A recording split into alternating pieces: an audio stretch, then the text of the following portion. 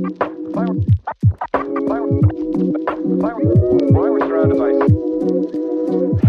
first pick in the 2024 NFL Draft.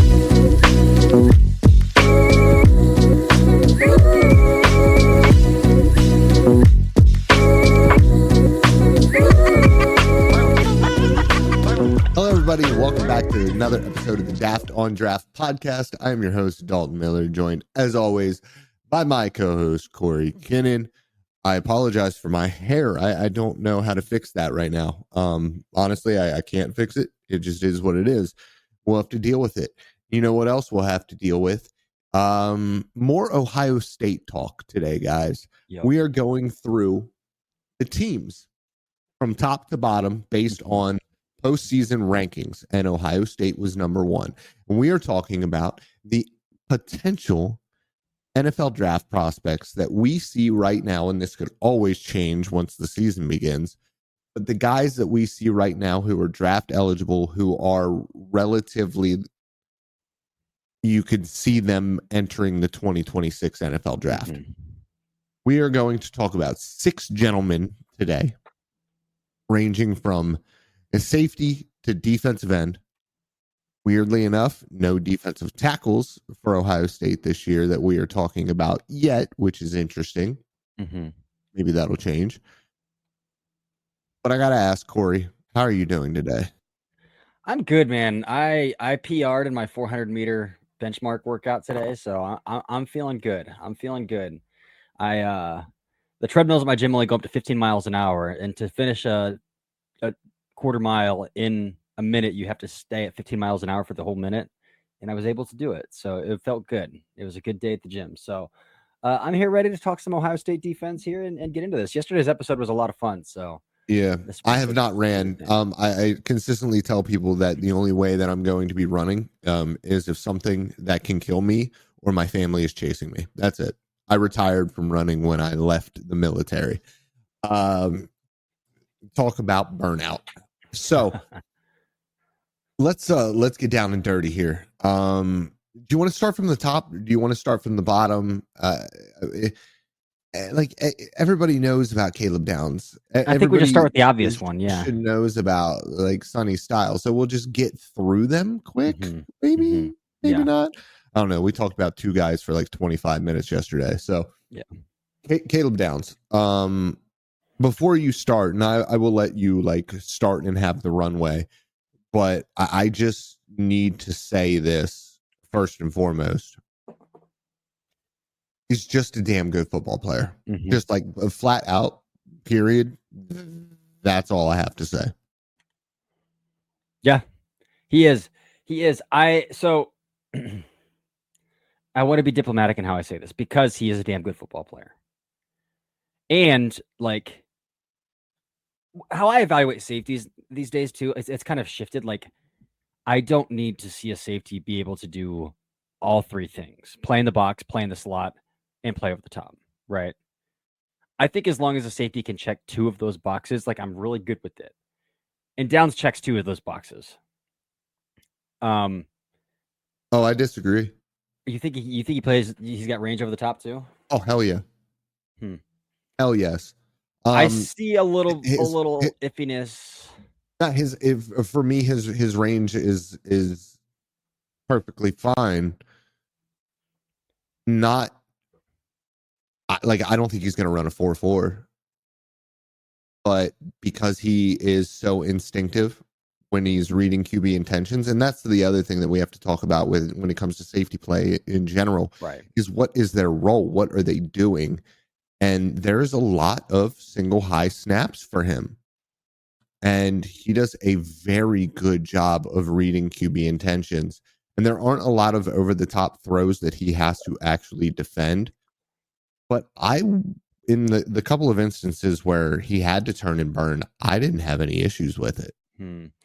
I saw some reps in the Oregon game. I think it was the first time around, not the Rose Bowl, where he got his toes stepped on a bit and had to try to turn and run. And then the Texas game as well, he got kind of in catch technique a little out leveraged a little bit. But again, how often is a safety like Caleb Downs, I should say, how often are you sticking him in the slot and lining him up in like cover one? Like it's not going to happen very often. And that's to say, like, I think he's a very good safety. I do think that he is closer to Jamal Adams, though, than like. Obviously, he's not Kyle Hamilton. Like, that's not a fair comp to make, right? But I think Kyle Hamilton is the last like blue chip safety that we have to kind of go off of, right? I think he's more like Jamal Adams than he is Kyle Hamilton, and Jamal Adams was drafted earlier than Kyle Hamilton. So again, that's to say that like Caleb Downs is still going to get drafted in the first round. But I'm going to cool on the blue chip talk.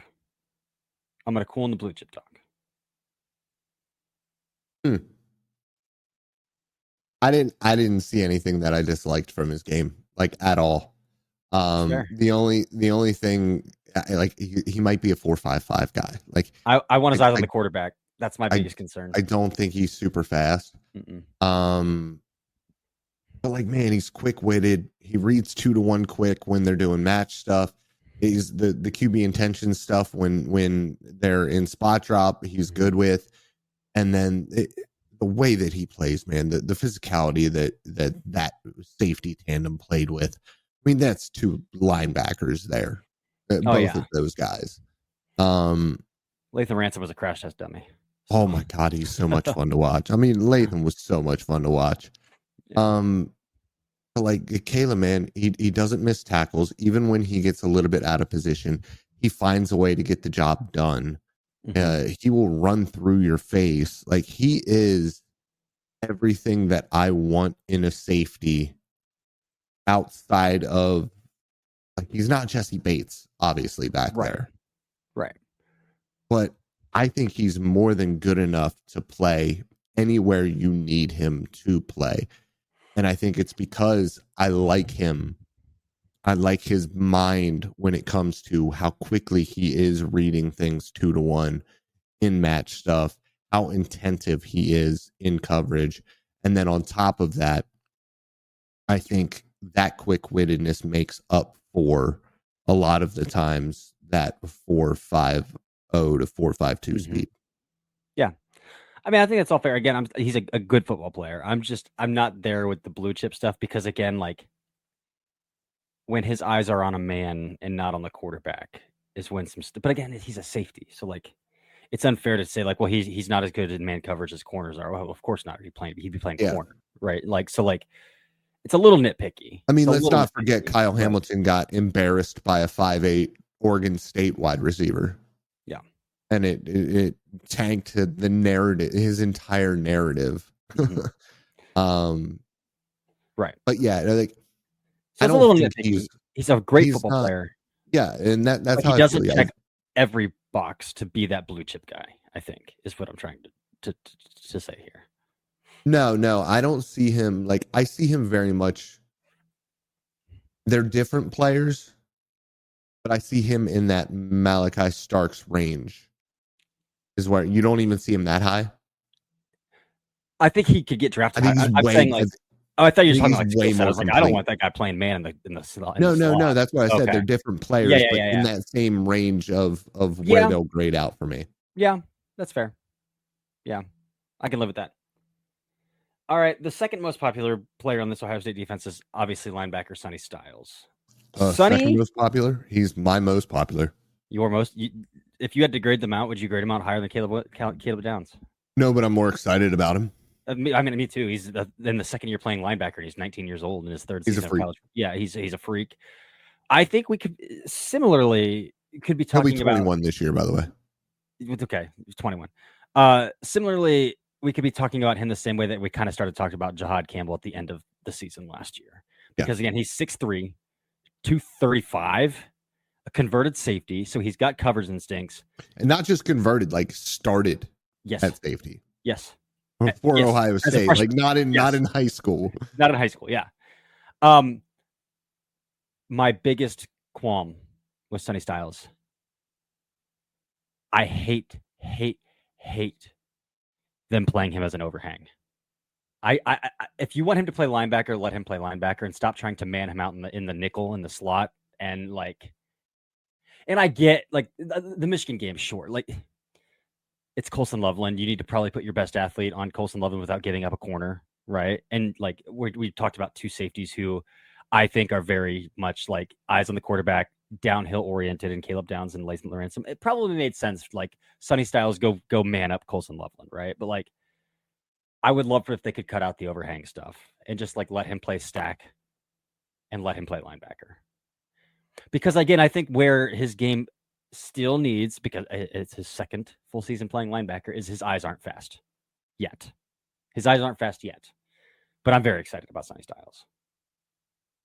I think there's times where I see his eyes are very quick, actually. I think the problem is just he needs way more reps in the box. Yes, exactly. To be consistent with it. That I agree with. But man, the safety convert is so easy to see, and the explosiveness and size and violence that he brings on contact is those Ohio State defenders last year. I don't think I really realized it. They freaking hit people, man. I mean, they were physical.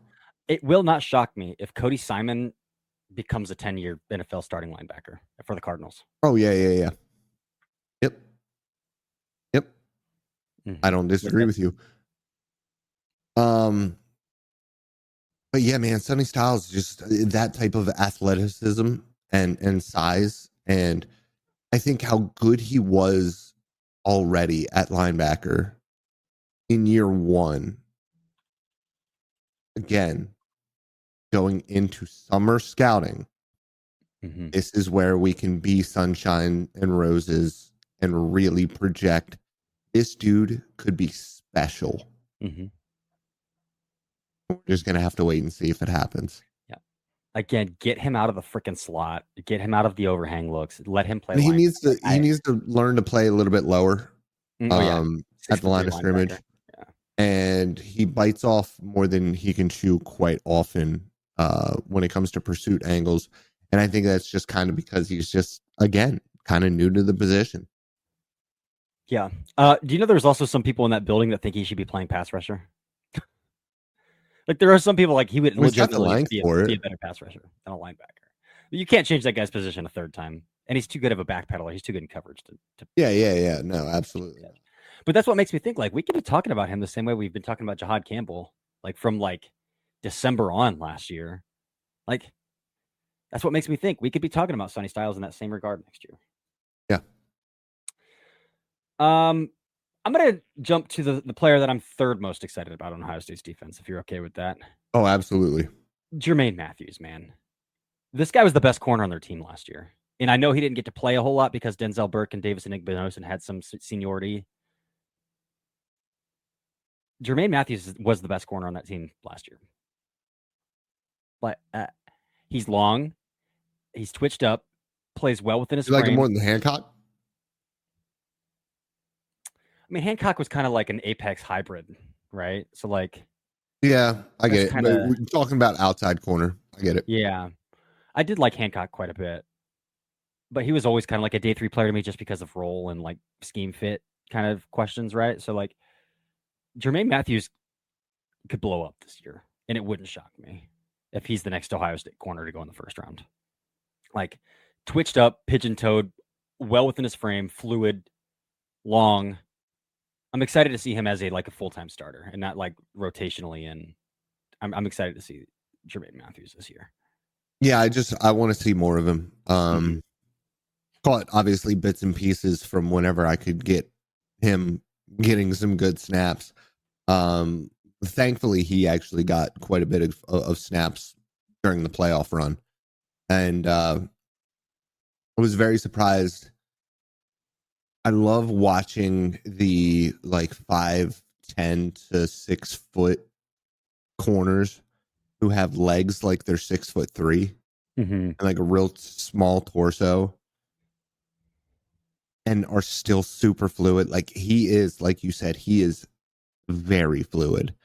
Some of the speed turns and his ability to reacquire and carry was a lot of fun to watch when he, got his toes stepped on, and he was able to redirect and recover in ways that, I mean, we saw what happened to Denzel Burke in that Oregon game.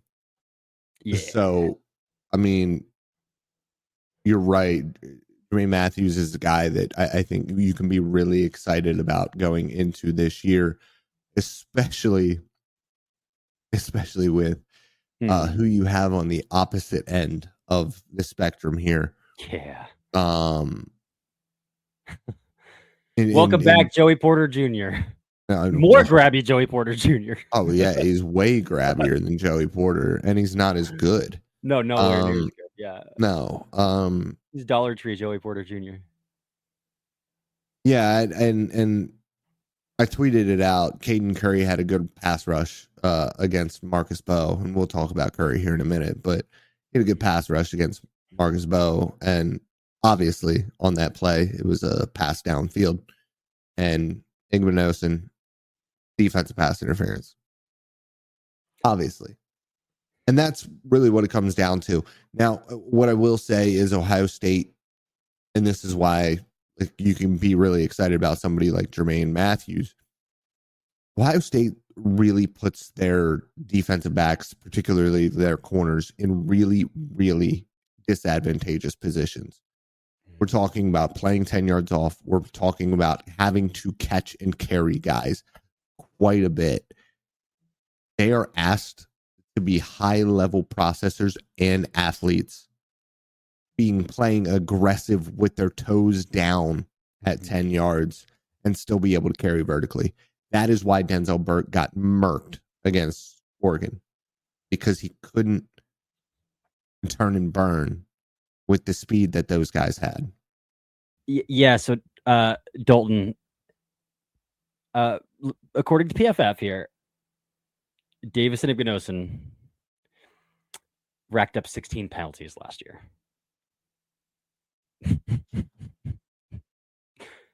16 penalties. Did that lead defenders?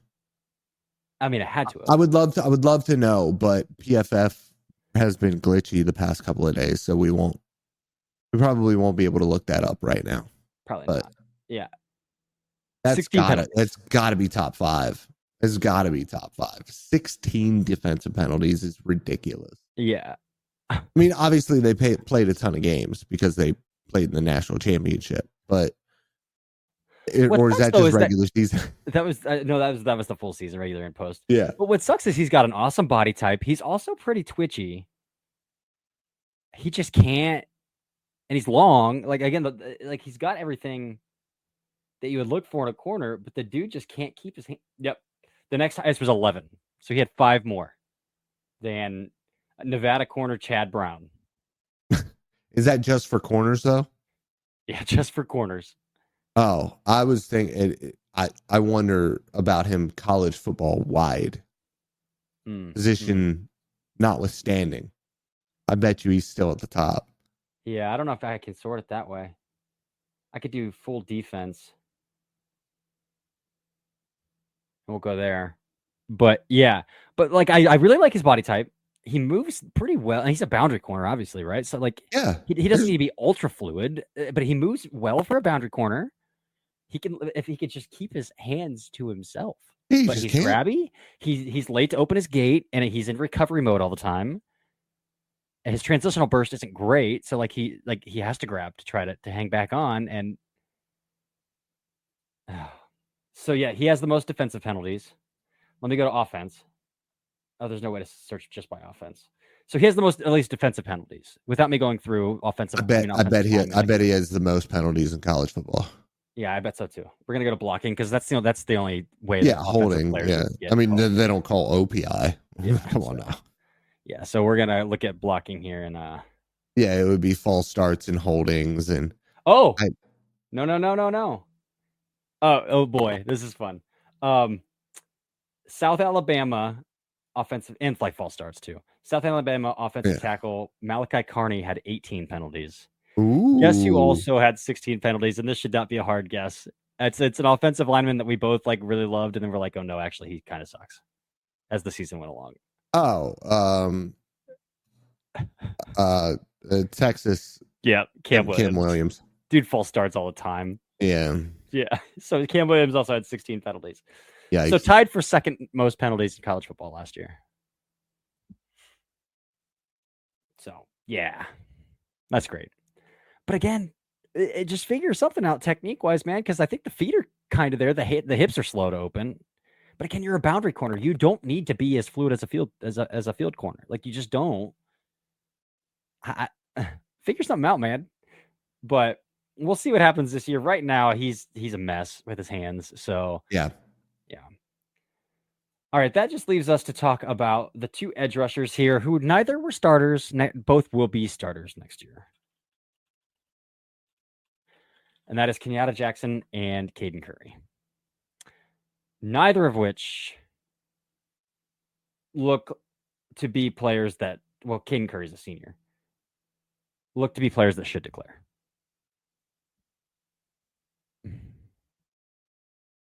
Yeah. Yeah. Wild card here is CJ Hicks, who did play linebacker for Ohio State, is moving to full-time edge. I do really like the way that Caden Curry plays the game, because he does play with his pants on fire. But he is, like, his pursuit is fantastic. He really, really wants to be a good football player. He's just not. Neither of them have any sort of, and this has been a kind of an Ohio State thing the past couple of years. Weirdly enough, after the Bosa brothers, Chase Young's the last Young, good one, dominant one. Yeah, just full of 5 stars. None of them not very refined guys when it comes to pass rush plan, when it comes to footwork and usage. Like, it's all just not really there. Yeah. What I will say is Kenyatta Jackson has some upside to him. Lots of length, lots of burst. Lots of length, 6'6", lots of length, lots of burst. And he has a nice little Euro step that he gets, that he can swim inside on, or rip inside on. But outside of that, man, he just doesn't really have much of a plan at all. And there are a couple times where he had the burst and it looked like he might have the bend, but then the ankles gave out on him. And so, like, is he going to consistently be able to win on the outside track? I don't know. The hands are going to have to get so much better if he's going to. Because he's not overly powerful either. No, but what I will say is, with that length, I did watch him walk back Connerly a couple times, which, talk about Connerly's core strength. He was able to re-anchor. But there is that initial stab and drive, right? Mostly because he's 6'6". He's probably got 34-inch arms. But if you don't have bend, then you have to have, like, the Jared Verse, Will Anderson Jr. level of explosiveness and speed to power, ability to convert speed to power through the chest. And he doesn't have that. Yeah. No. Yeah. No, and Curry on the other side has a little bit more when it comes to his hands. And I actually think that he's got some pretty decent straight line juice when it comes to in pursuit, but the initial explosiveness off the line, and this is something with Jackson too, getting off of the line, he can be slow on sometimes. Curry's just kind of stiff. He's really stiff. He is listed at 6'3", and he plays like he's 6'8". Like, he just plays straight up, no knee bend whatsoever. And so that's kind of tough. But for me, this is an incredibly talented back seven, and I'm wondering what the front four is going to look like. Yep. They'll have young guys. Will they get run? For sure. I know, like, I mean, we could talk about some young guys, but it's hard to, like, talk about guys who had 100 snaps last year, right? Like, Marvell Reese, linebacker, 6'3" and 230 pounds. The dude can play. Like he's got traits, but like he played 100 snaps. I know people really like Caden McDonald, who plays defensive tackle for Ohio State, but like again, he played 100 snaps behind those guys. They had 2 drafted defensive tackles last year. So like we don't have something to go off of. Lorenzo Styles, Sonny's brother, is a Notre Dame transfer, and he's not like he's an older guy. He's a redshirt senior, and he's just now slated to be the starting nickel with Jordan Hancock now gone. So like, but again, he didn't play a whole lot because he's been entrenched. It's just we don't have the body of work to talk about some of these other guys that do have tools. So we'll see what happens there. But the guys that do have a substantial body of work on that front four, yeah, it's not hot. Again, they did transfer in a kid from Idaho who's a junior that they're pretty high on, Logan George. 2 first names. That's really just kind of it. CJ Hicks converting from full-time linebacker to full-time edge rusher. Like we'll see how that goes off the edge there. But outside of that, I do kind of like Arvell Reese in limited showing, but he's pretty raw and he's pretty thin. He's like, again, like 6'3", 220, 230, something like so. Like, and he doesn't carry the weight the same way that Sonny does. Like he's not that kind of body type. He's more slender. But we'll see full years as a starter now here. So, yeah, I think that's it for a primer on the Ohio State defense, man. So we ranked them already with the way that we talked about them. Yeah, we did. I think we pretty much see them exactly the same. Mm-hmm. I think Downs and Styles are both round 1 guys. Styles can definitely get there. Yeah. I think Matthews is a round 1 guy with a full-time body of work. We'll see. Corners always terrify me. It's volatile. Yeah. Corners are volatile. So volatile. You're out. Yep. So we'll see. But especially with the limited snaps that he got.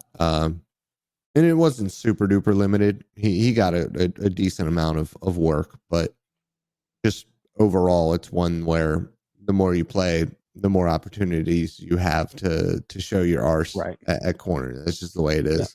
Yep. For sure. Well, I don't have anything else to add, Dalton. I do not either. All right. Well, as always, this has been another episode of the Daft on Draft podcast. We're moving on to the number 2 team in the nation, which I believe was Penn State ended up finishing 2 in the nation, right? I don't remember who finished 2. I don't remember. We'll figure it out. We'll figure it out. That's what we're going to talk about next. But yeah, until next time, this has been the Daft on Draft podcast.